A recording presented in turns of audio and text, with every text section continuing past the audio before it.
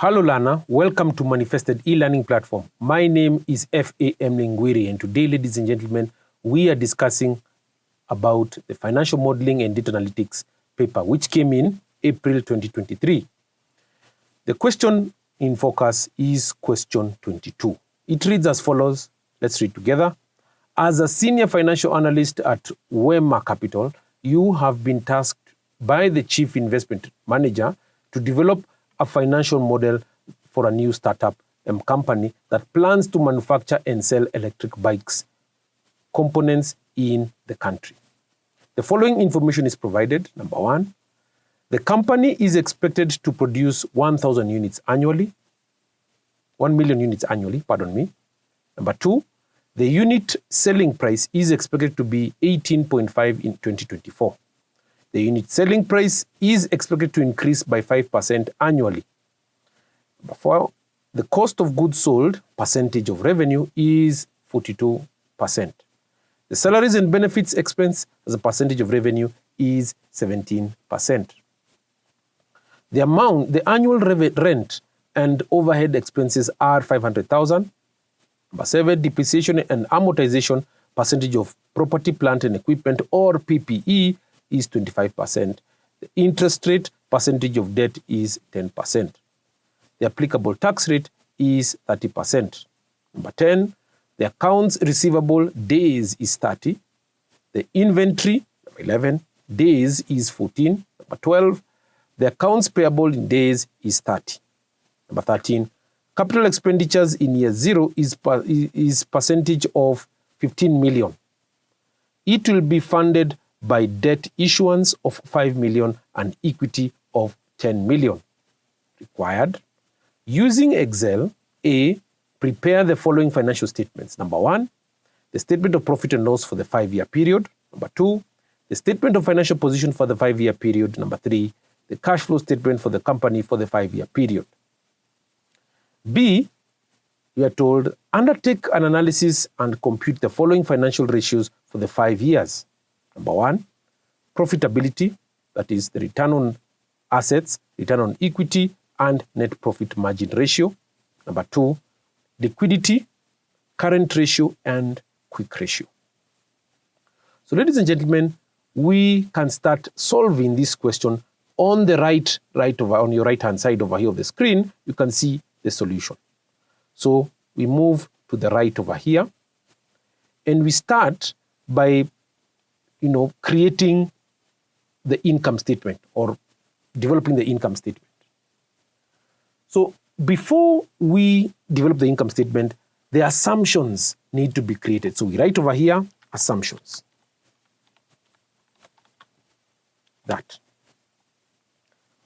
What are these assumptions? The assumptions are provided to you right over here. And these assumptions will guide the 3 statements which you've been told to answer right down over here in part A. Statement of profit and loss, statement of financial position for the 5-year period, cash flow statement for the 5-year period. So we need the assumptions tab. And under the assumptions, we start now identifying the revenue growth rate over here. So we start by identifying, so you can bold this, Control B, there, that. And then here, we can start with revenue growth.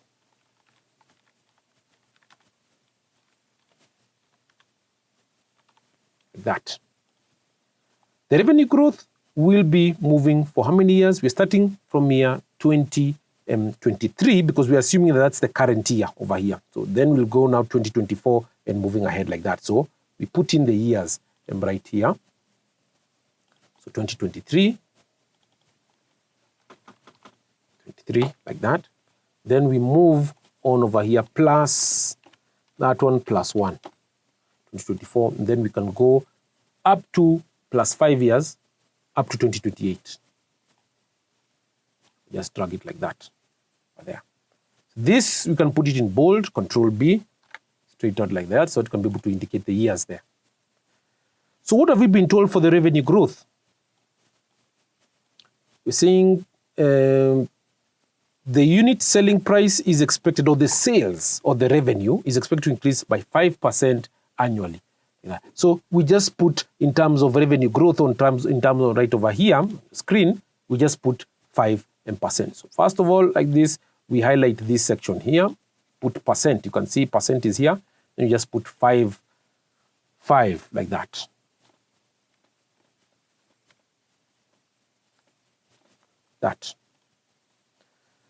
So the ones we've modeled the growth rate, come up with assumptions for the growth rate over here, then we identify, of course, we can be able to now just say that one is already done. Here we can perhaps maybe put it in red, but we'll put it in red when we develop now the income statement. And we've actually actualized the 5% annual growth. The next item is the units produced. The units produced, you can see, is right over here, note number 1 here. So you can write towards the right over here, units produced.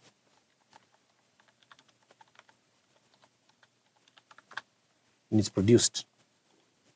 And with the units produced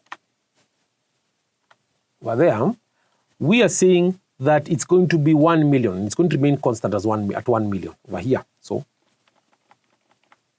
that. And of course, because we're going to put the comma format, come right over there, put the comma format, the accounting way of doing it, the financial analyst way of doing it is for it to have zeros like that. So just press Shift, Control R, it actually represents over here. And you're seeing that this needs to be spread out very well. So you highlight and then you double click. That comes out like that. That is units produced. Then we can proceed on to compute the cost of goods sold. Or the unit selling price is 18.5. You can put selling price, unit selling price, and it's 18.5. Remember, it is for the year. Remember, for year 2023, we may not have been given over here. But you're seeing from year 2024, the revenue growth should actually be, from 2024 should be 5% and 1 million. So these ones should not be able to exceed. But in terms of the number of units not produced, but you're saying that the unit selling price in year 2024 is 18.5.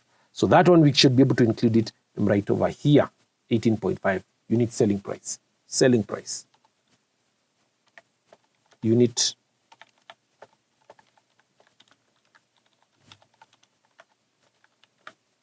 selling price.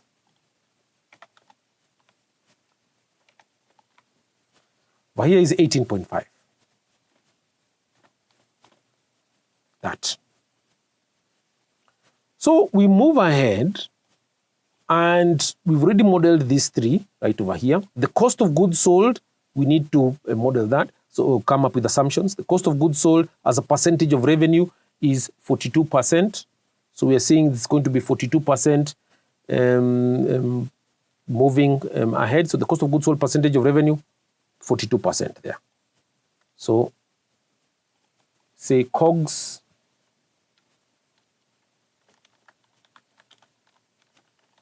goods sold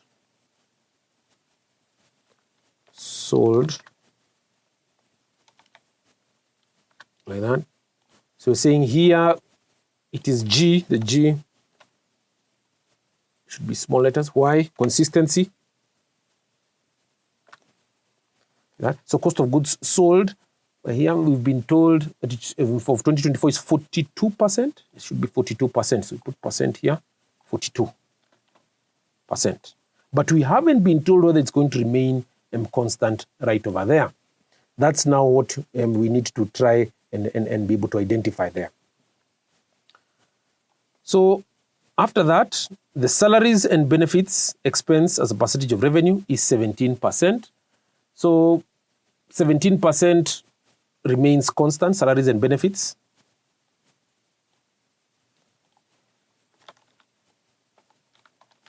Fees and benefits. That, so just double click here, sort of like that. And we see it's 17%. Like that. But my assumption is the cost of goods sold, should remain constant like that. It only makes sense like that, so I'll just model it like that. The Salaries and benefits should also be 17% across. They would have told us if there was any change in the cost of goods sold as well as the salaries and benefits. So here we're told is 17%. 17, I'll first of all put the sign like that. Here, then we just put it sort of like that. Salaries and benefits.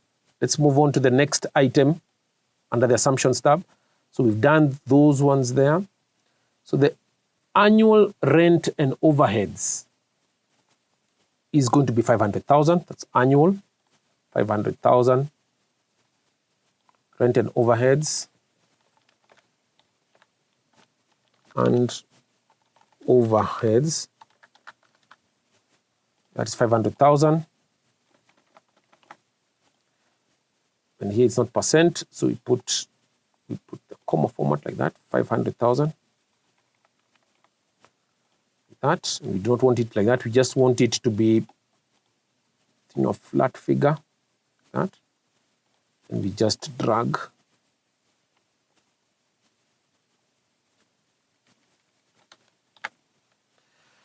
So once we have the rent and overheads given to us there in the assumptions section, then we can move back to the question and identify the next item, which we're saying is depreciation and amortization. And this one is based on the percentage of PPE or percentage of pre-PE. So we come over here like this.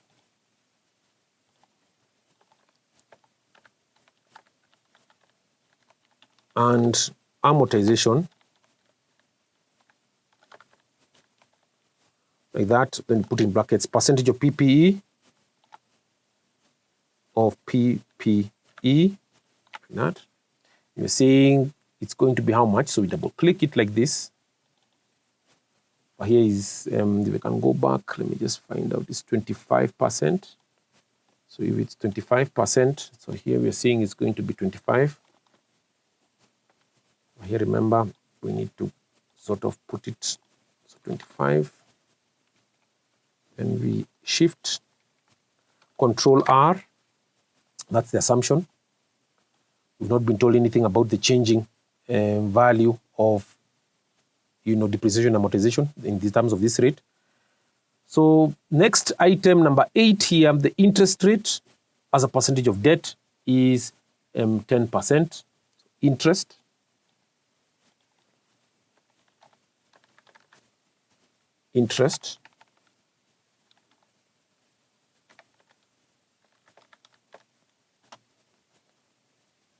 Sorry, pardon my spelling, interest.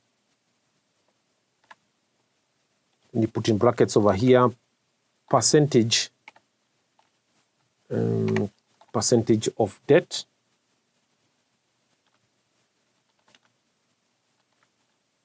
Like so.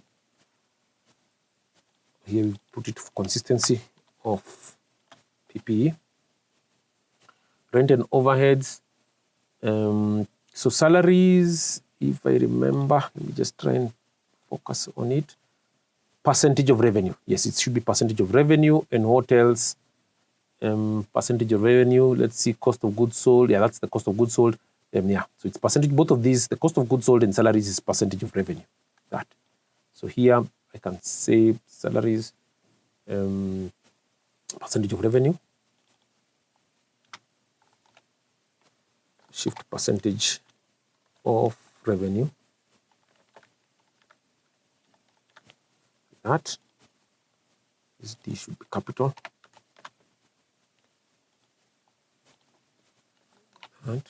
And then this should also be the same. So this item should be copied. Percentage of revenue, like that. Oops. Percentage of revenue, copy. Percentage of revenue, close the brackets. Move on like that. Close the brackets. So once we have the interest on debt given to us there, we need to put in the values moving across over here. So the interest on debt, let me just try and recall right here.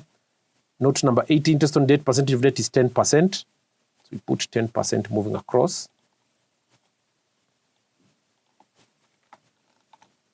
percent, and then Control R, like so. The next item is the tax rate should be 30%, flat figure there, tax rate.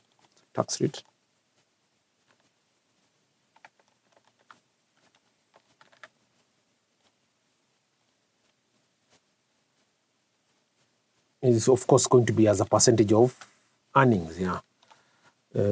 Percentage of earnings.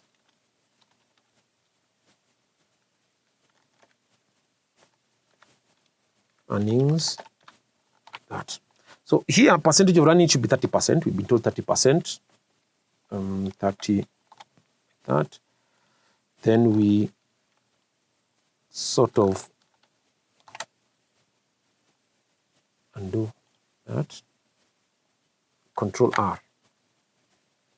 That's the tax rate. Then now we've been told something else about now the balance sheet items. I believe so. Yes, we've been told the balance sheet items in terms of the accounts receivable right over here. So the accounts receivable.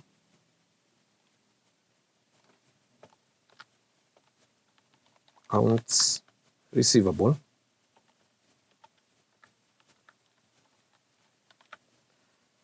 And this should be in days. What have we been told? Let's go to the assumptions, to the question itself. Accounts receivable note number 10 is 30. The days is 30. So it should remain constant like that. So 30 days. This is not percentage. So we need to put the comma format like that. So we put 30 now. That. And of course, we do not want it in like that. So shift that. Next item is inventory. Days is 14. Inventory days.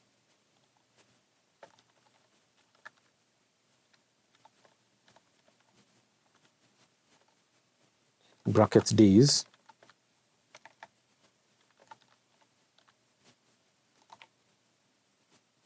$14.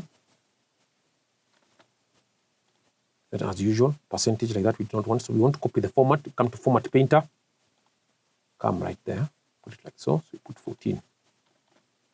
Then we fill it in. Control R. So we're moving along. Inventory is 14. The accounts payable and capex has also been given to us there. Accounts payable.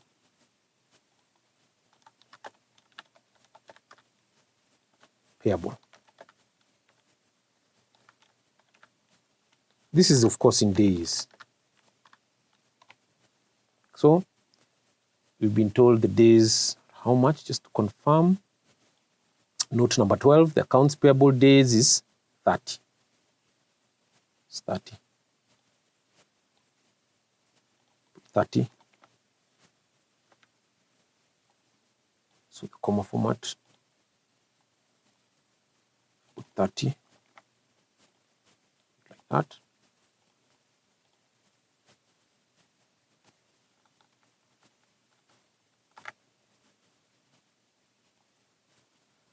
Once we have the 30 there, we can then develop our assumptions for capex. Year 0 is 15 million. So 15 million. Capex, capital expenditures.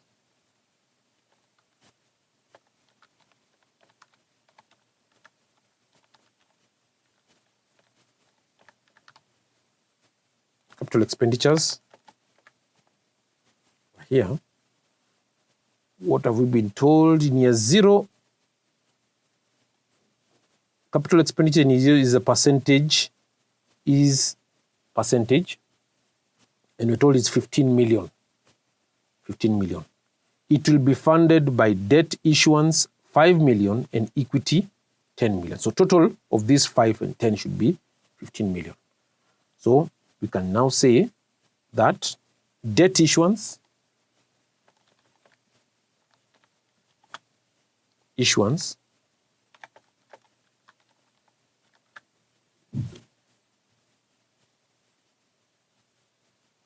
it could be either issuance or repayment. When you repay debt, it becomes a negative value. When you are issuing, it becomes a positive value. So debt issuance should be positive, debt repayment should be negative over there. And then you've been told equity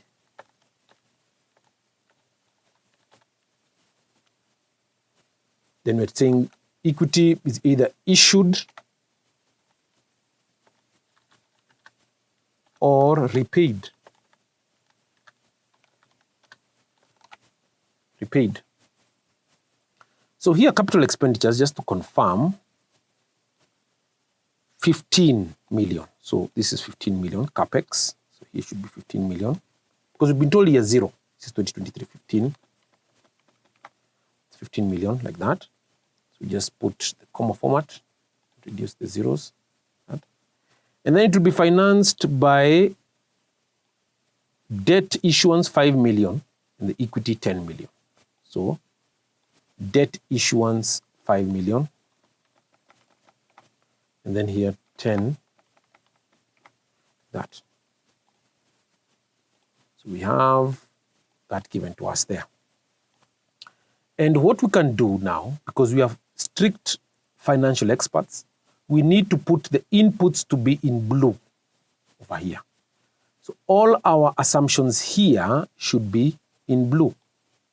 So what we do, we just come over here, drop down window here, not this blue over here, let's go to more colors. Come over there, and we can be able to select a color such as that one there. Then we say, okay. That shows that those do not have formulae. You can change these values because these values will be tied towards the income statement. Now we come and develop down over here with your permission. Once we have the assumptions here, we can maybe perhaps decide to put it up to there to show that that's the maximum point where we are reaching. So we can put it in a different color over here and put it maybe say in a color such as that color there, faint blue like that. Then we come down. After the assumptions, we can come down and answer the first part of the question. Prepare the following financial statements. Part A, the statement of profit and loss for the 5-year period, statement of financial position for the 5-year period, and statement of cash flow statement and the cash flow statement for the company for the 5-year period. So we are going to do all the three. So statement of profit and loss is the first thing that we are going to do. And we start of profit and loss of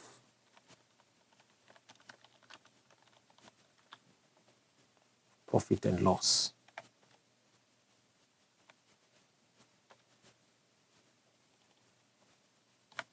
Profit and loss, like that. So in a similar fashion, over here, we're going to just format Painter because we want it to look the same up to there. Statement of profit and loss. How do we, what is the first element we start with? Revenues. So we start with revenue.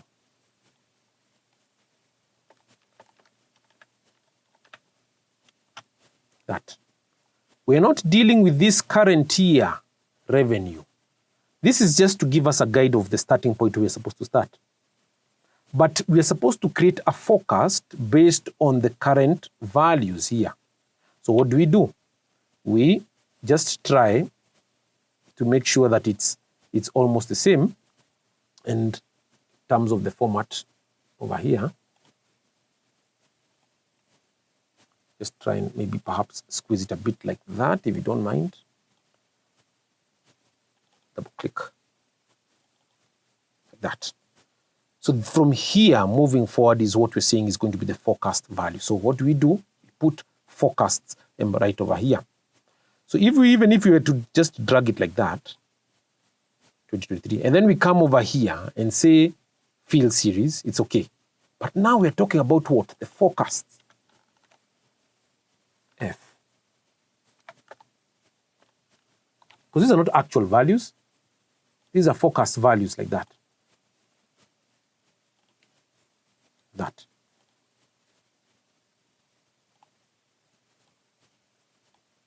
That's more like it.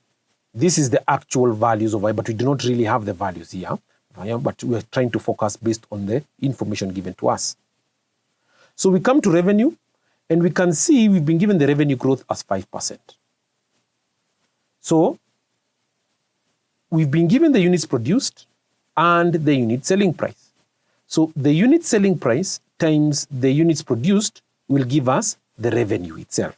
So we come over here, plus the units produced, because it's a formula, units produced, you multiply with the unit selling price, and you enter. So what I want us now over here is, because this section moving down over here will be the accounting format, so I put that, and then I put 2 zeros like that, so that now it cannot disturb us now. So that is it. So how do we model now the years 2025, 2026, and so on and so forth like that? So we are saying that the growth rate is 5% moving forward. So it's pretty simple. You pick the previous revenue and you add a factor increasing the previous revenue by 5%. How do we do that? We multiply by 1 plus the 5%, this growth rate over here for 2025. Then we close the bracket and we enter. That's what it gives us. And if now we are to drag it moving across, it will give us the corresponding values based on the increase. That. Moving on, we can model now the cost of goods sold. Just pick cost of goods sold there. So cost of goods sold as a percentage of revenue. What I've done is I just put plus this item over here. That's what I've done. And that's why you can see it's written over here, plus C8. So it's just picking what C8 is. C8 over there, C8. So how do we model cost of goods sold? And over here we are told that the cost of goods sold as a percentage of revenue is 42%. So if you can put the formula over here, and margin center over here, if the formula for COGS percent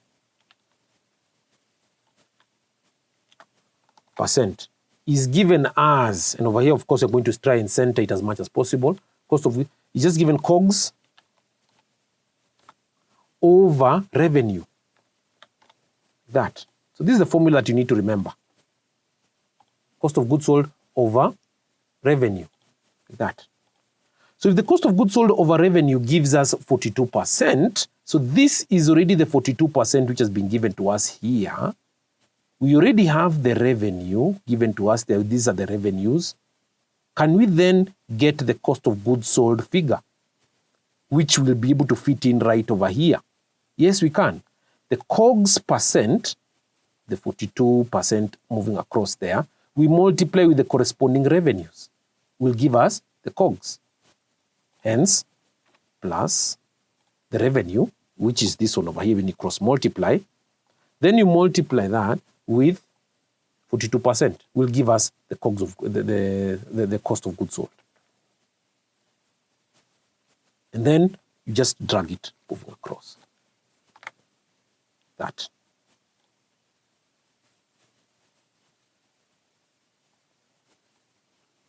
So we haven't been told anything that alters the cost of goods sold component. So we've just been told it is going to remain at 42%. So we can move on towards the right and continue by filling in what the gross profit is. There is no adjustment over here, so gross profit.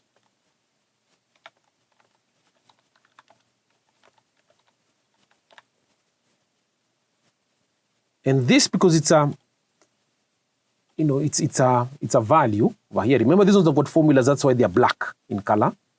So we are saying we're just going to get, need to underline that here, and we say here we are getting them now as revenue. You subtract cost of goods sold, enter, get 10.7 million. Once you get that, you move sort of the formula towards the right so that you can be able to get the solution. So now we talk about now the expenses over here. That, and you can be able to put it bold. So we start the first expense over here moving down as what? I may not remember. The first expense should be salaries and benefits. You can see up over here, salaries and benefits. So we put plus, you just go up to salaries and benefits there. Say enter. And for salaries and benefits, we are saying it is as a percentage of revenue, so 17%. So we can just change this formula.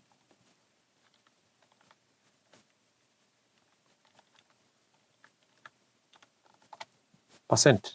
Salaries and benefits percent.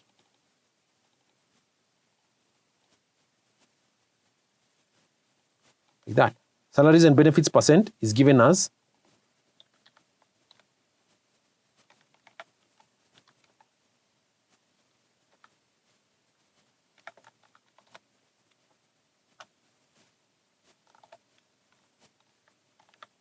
salary and benefits, salaries and benefits divided by revenue. So we have the revenue given to us there. It's this one which is moving across there. And we have the salaries and benefits percent. Can we get the salaries and benefits? Yes. In a similar fashion of the way we did the cost of goods sold is what we're going to apply right here. Hence, plus revenue multiplied by salaries and benefits percent. That. Move, Control R. So we also move ahead and talk about depreciation. Plus that value over there. So depreciation will be based on the PPE value.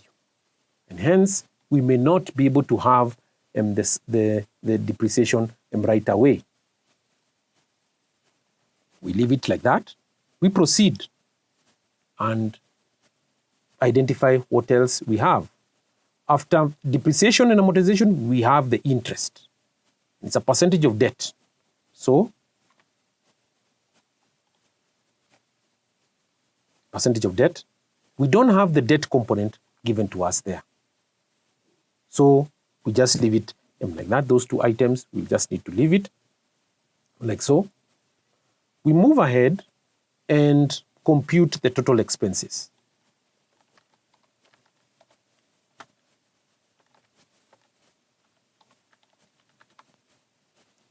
So this one, we know because it's going to be, first of all, we'll need to get the total expenses like that.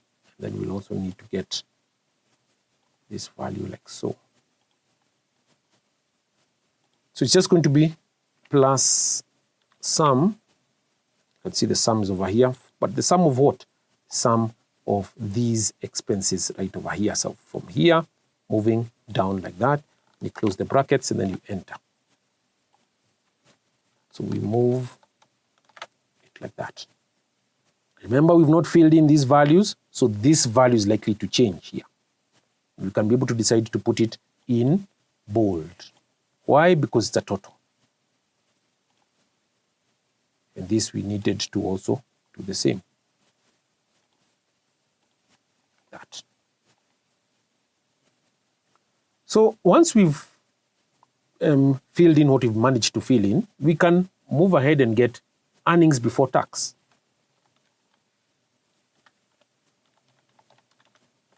Before tax. Tax. So it's obviously going to be the gross profit, and then you subtract the expenses, the total expenses there. So you get the earnings before tax as that, and this should also be put in bold. So you can move like so. Then we skip a line and compute the component of taxes. There. Taxes, we have been told what? Taxes right over here, we can move up over here. The applicable tax rate is 30%. So you can move over here. You can put 30%.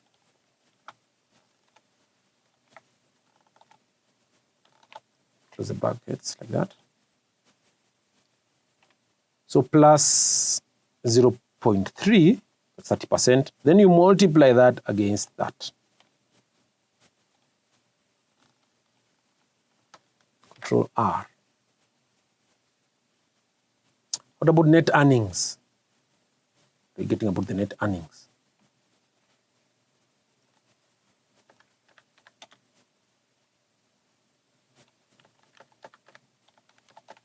Net earnings.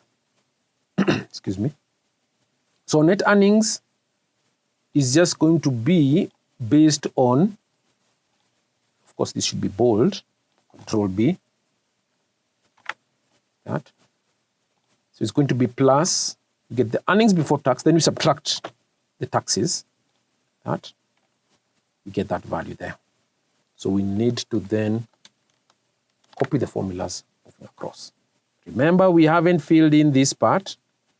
If I can be able to use with your permission, so that you cannot be able to forget, I can be able to highlight something like that you've not filled that value, that part or that section.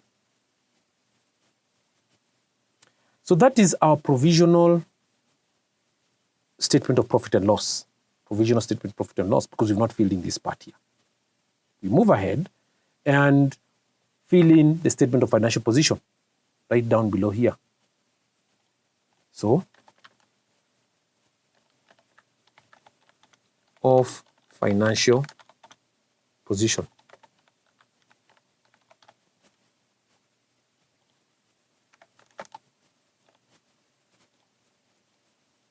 Or what is usually called SFP. Like that. So we use format painter. This is a similar fashion. That's what we need. So we start by identifying the assets.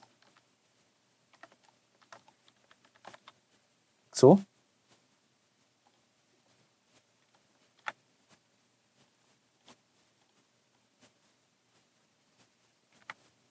that. And then we put in the first item over here of cash.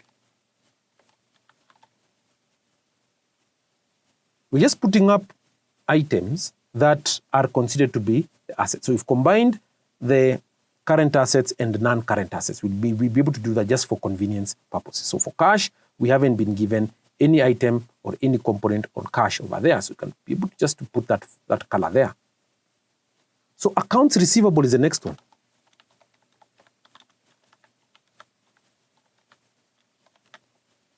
Accounts receivable. So accounts receivable, at least we have some component on accounts receivable from the assumptions section over here.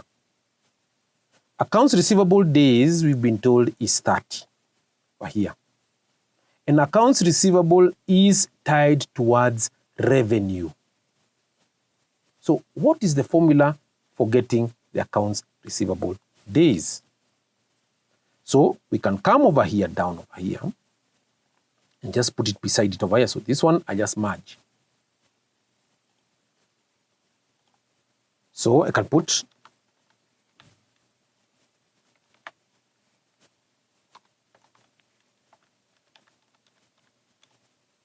accounts receivable. These are days. Like that. This is just a short form, please guys, note that. Is given as accounts receivable over revenue. Like that, then times 365. Of course, this one can be just to merge at center. Put it there, then you just put X365. That's how you get it. Accounts receivable days is given as accounts receivable over revenue times 365. So once we know that, we can be able to model the accounts receivable, because that's what we want here, accounts receivable. We have the accounts receivable days. They are given to us up over here. Accounts receivable days, you can see they're 30. We also have the revenue given to us there, which is this is over here. So we have the accounts receivable days, we have the revenues, and 365 is a constant. Can we be able to model the accounts receivable? Yes. The accounts receivable is given as accounts receivable days, you multiply by the revenue, and then you divide by what? By 365. So let's do that together. So you pick the accounts receivable days, which are up here. Accounts receivable days, you can see them here. And then we multiply with the revenue, which is that. And then you divide by 365. We get that as our accounts receivable. But we do not want decimals over here, guys. What we want to model based on complete values, complete figures. So what do? We apply that same formula moving across. We move on and see what are other assets. Inventory.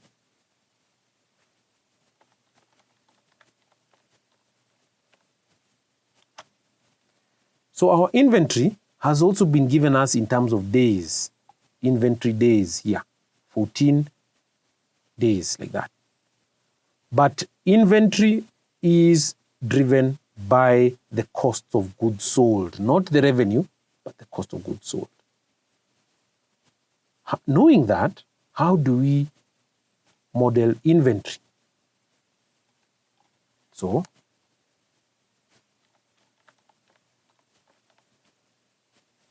inventory days is given as inventory. Inventory, we divide by COGS, cost of goods sold, and then times 365. For us to be able to now model the inventory, which is what we're looking for right over here, we just get the inventory days, we multiply by cost of goods sold, then divide by 365. Hence, inventory days, then we multiply with the cost of goods sold, which is this one here, and then we divide by 365. Move ahead and sort of apply the formula moving across. That's what you're getting. Thereafter, we can model other items that are related in the assets over here. So because we can see that we need depreciation over here, it goes without saying that we will need to compute something inclined towards property, plant, and equipment, PPE. So we can be able to have property, and equipment.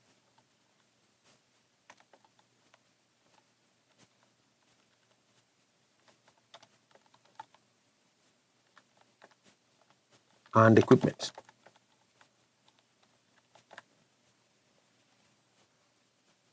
So this we will need to have what is called perhaps maybe a depreciation schedule, so that we can be able to fill in this value here. The moment we have the property, plant, and equipment, then we'll be able to also fill in the depreciation over here. So just in a similar manner, we just leave it like that. We'll be able to come and fill it later on.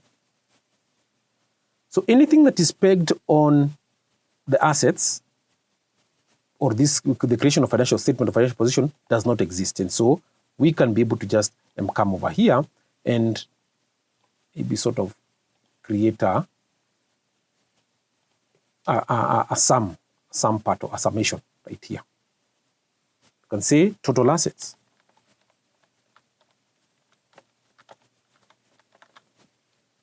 that. So this needs to be bold, put in bold. Sorry, Control B. So that means it's just going to be plus sum, since this value here, of what? All of these values given to us there. Enter.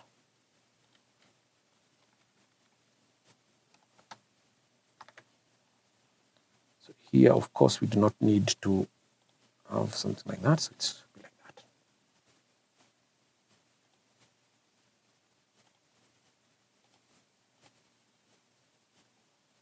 So once we have the total assets given to us there, we now look at liabilities.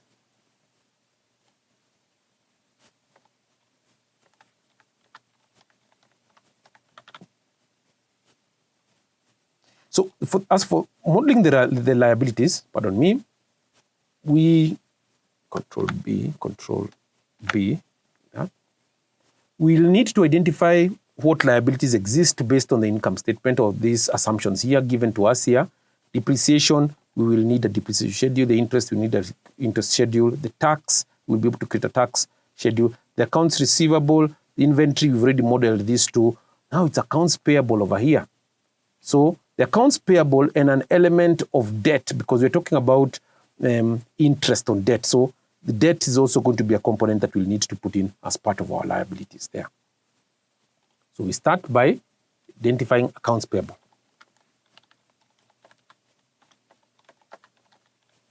Accounts payable.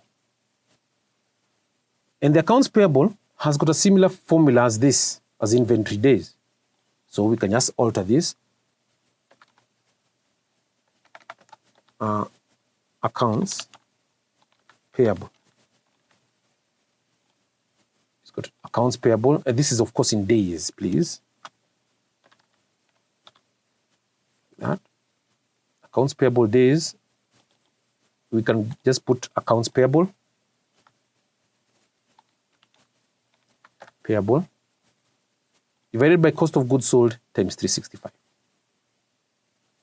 So for us to get the accounts payable, which is what we're looking for over here, we can just get the accounts payable days times cost of goods sold divided by 365. Let's do that together. So the accounts payable days is up here in the assumptions tab. Then we multiply that against the cost of goods sold and divide against 365.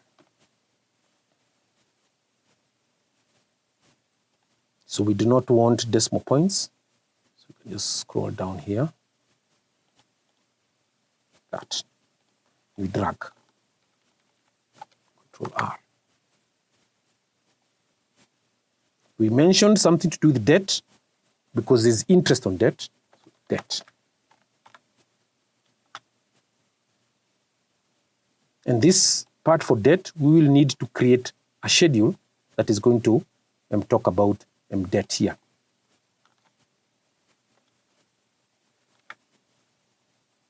So here we're going to just put, just going to put it into a gray, so that you're going to fill in that later on, because we don't have that value of debt. So if that is the case of debt here, we can then just come over here and see the capital structure. The capital expenditures is 15 million. Debt issuance and repayment, debt we have as 5 million. You can see the debt is 5 million here. So if debt remains at 5 million, that is going to be a constant amount moving across. So just come over here, put plus 5 million.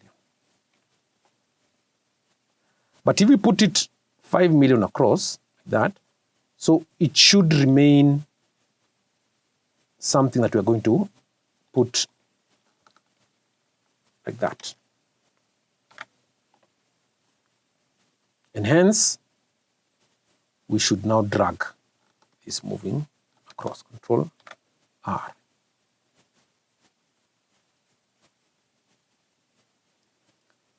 So the interest on debt is 10%. So if the interest on debt is 10%, so how much then can we say our interest is? We go back now to the income statement. You see what I was saying? That we need now to start filling in these values. It's as a percentage of debt. So you can say is plus 10%. Is it 10%?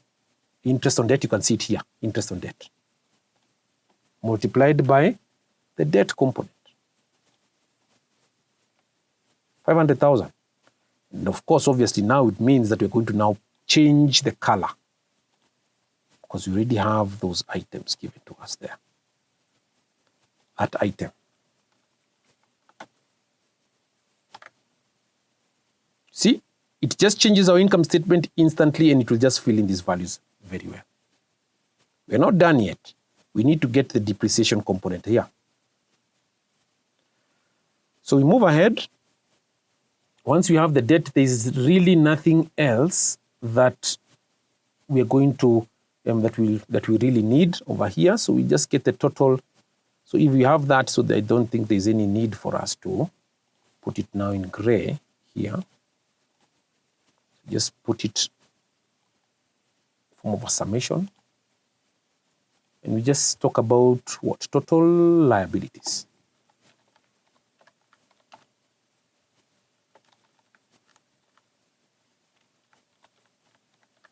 Total liabilities. So we have just plus to add them together. We just have to add them together. Sum like that and enter. So we now then apply the formula across, Control R, and we bold because that value because it's a total.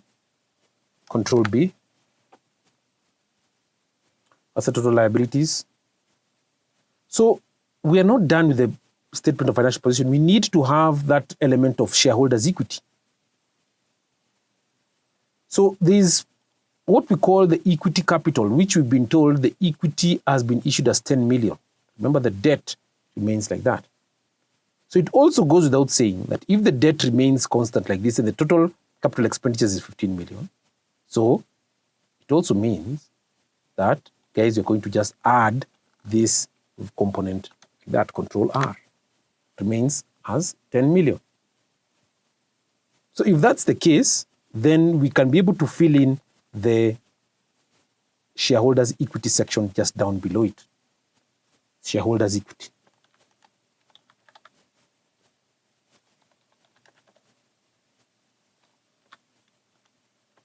Equity. Shareholders' equity, just pick it from the assumptions section. There. That's what it's called, equity, shareholders' equity. And we just put it like so.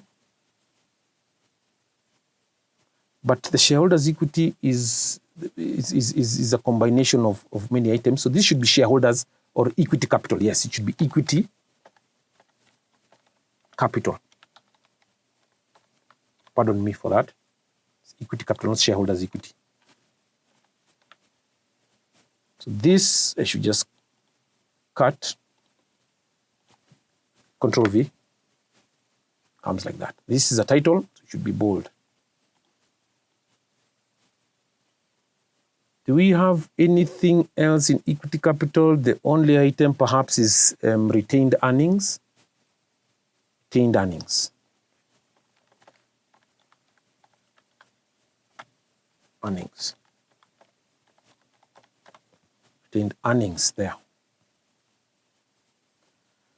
So as far as the retained earnings is concerned, we are seeing that we're just going to pick the previous retained earnings, which represents the net earnings over here from the previous year. We don't have it, plus this value. So that you can pick the formula.